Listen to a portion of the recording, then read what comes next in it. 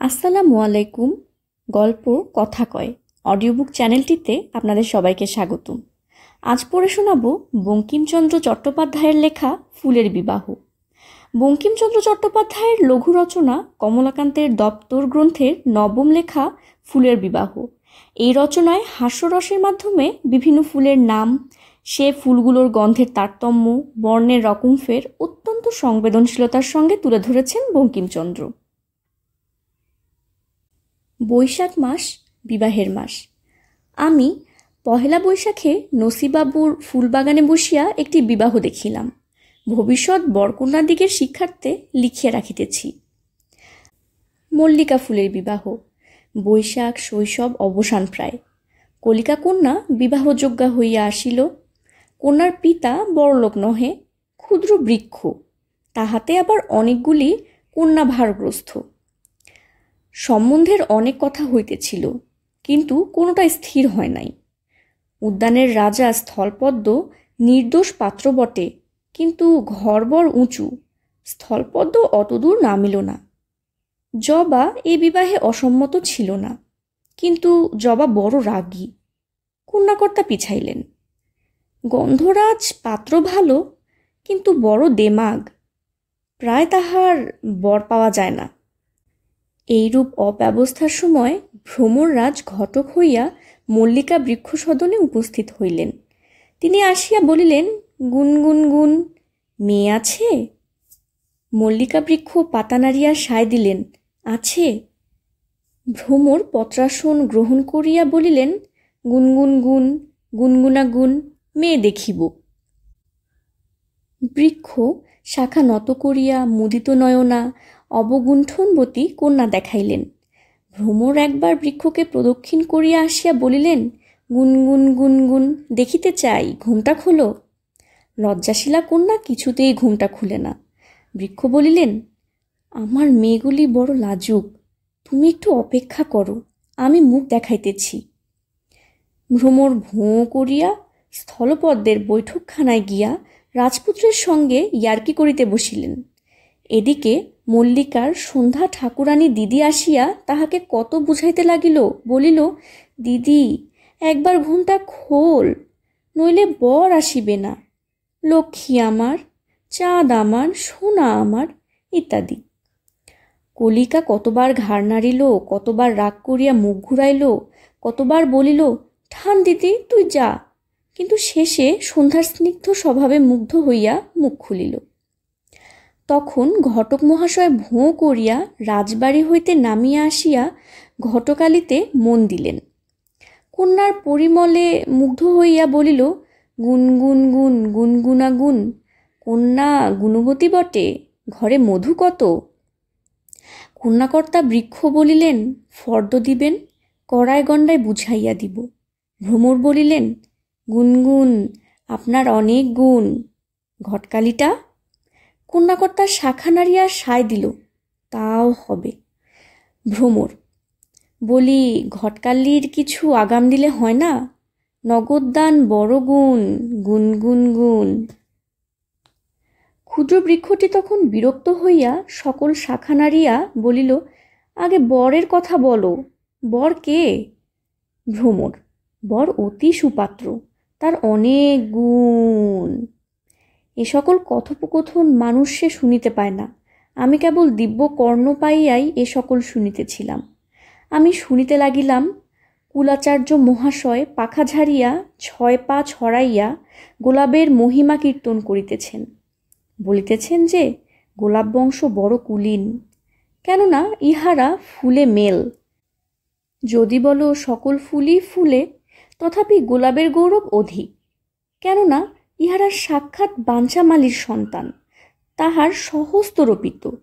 যদি বলো এ ফুলে কাঁটা আছে, কোন কুলে বা ফুলে নাই?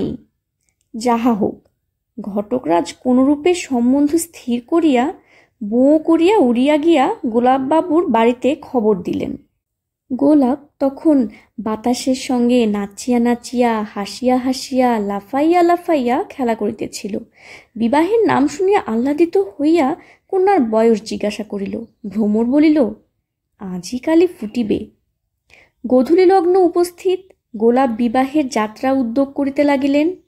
উচ্চিঙ্গরা নহবত বাজাইতে আরম্ভ করিল। মৌমাছি সানাইয়ের বায়না লইয়াছিল, কিন্তু রাতকানা বলিয়া সঙ্গে যাইতে পারিল না। খদ্যোতেরা ঝাড় ধরিল, আকাশে তারাবাজি হইতে লাগিল, কোকিল আগে আগে ফুকরাইতে লাগিল। অনেক বরযাত্রী চলিল। স্বয়ং রাজকুমার স্থলপদ্ম দিবাবসানে অসুস্থকর বলিয়া আসিতে পারিলেন না, কিন্তু জবাগোষ্ঠী শ্বেত জবা, রক্তজবা, জরৎজবা প্রভৃতি সব অংশে আসিয়াছিল। করবীদের দল সেকেলে রাজাদিগের মতো বড় উচ্চ ডালে চড়িয়া আসিয়া উপস্থিত হইল। সেউতি নিতবর হইবে বলিয়া সাজিয়া আসিয়া তুলিতে লাগিল। গরদের জোর পড়িয়া চাপা আসিয়া দাঁড়াইল। উগ্র গন্ধ ছুটিতে লাগিল। গন্ধরাজেরা বড় বাহারা দিয়া দলে দলে আসিয়া গন্ধ বিলাইয়া দেশ মাতাইতে লাগিল। অশোক নেশায় লাল হইয়া আসিয়া উপস্থিত। সঙ্গে একপাল পিঁপড়া মুসাহেব হইয়া আসিয়াছে। তাহাদের গুণের সঙ্গে সম্বন্ধ নাই, কিন্তু দাঁতের জ্বালা বড়। কোনো বিবাহে না এরূপ বরযাত্রী জোটে, আর কোনো বিবাহে না তাহারা হুল ফুটাইয়া বিবাদ বাধায়। কুরুবক, কুটোজ প্রভৃতি আরও অনেক বরযাত্রী আসিয়াছিলেন। ঘটক মহাশয়ের কাছে তাহাদের পরিচয় শুনিবেন।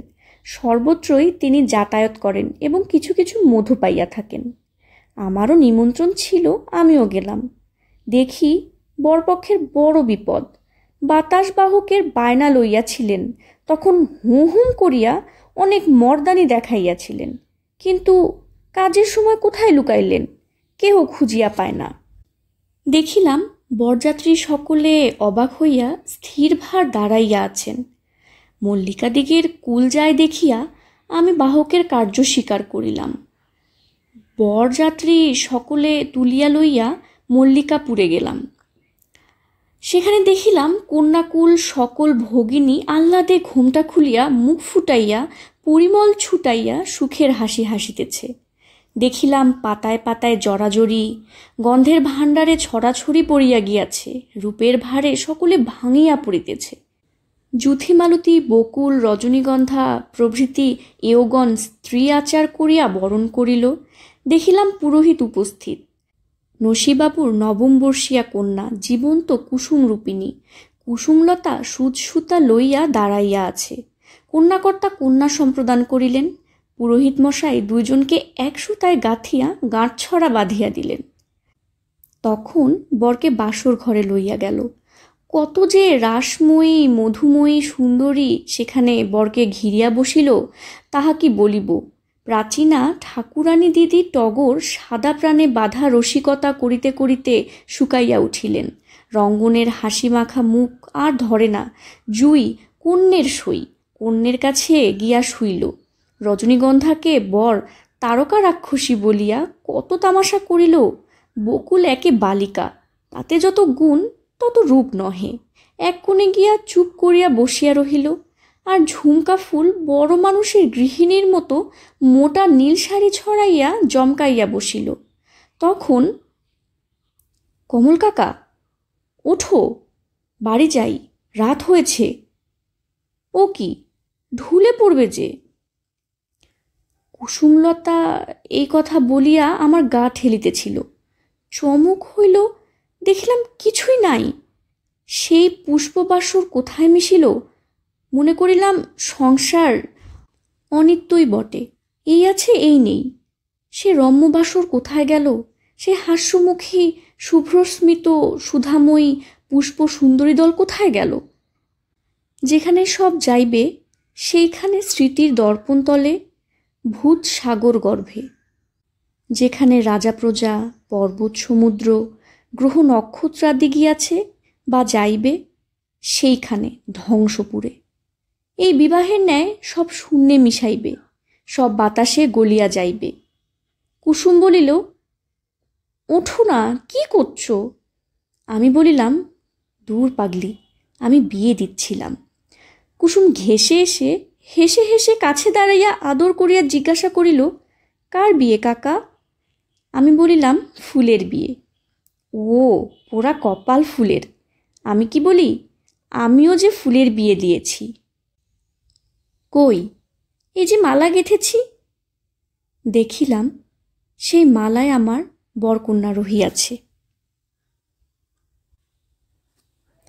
এতক্ষণ পড়ে শোনাচ্ছিলাম বঙ্কিমচন্দ্র চট্টোপাধ্যায়ের লেখা ফুলের বিবাহ।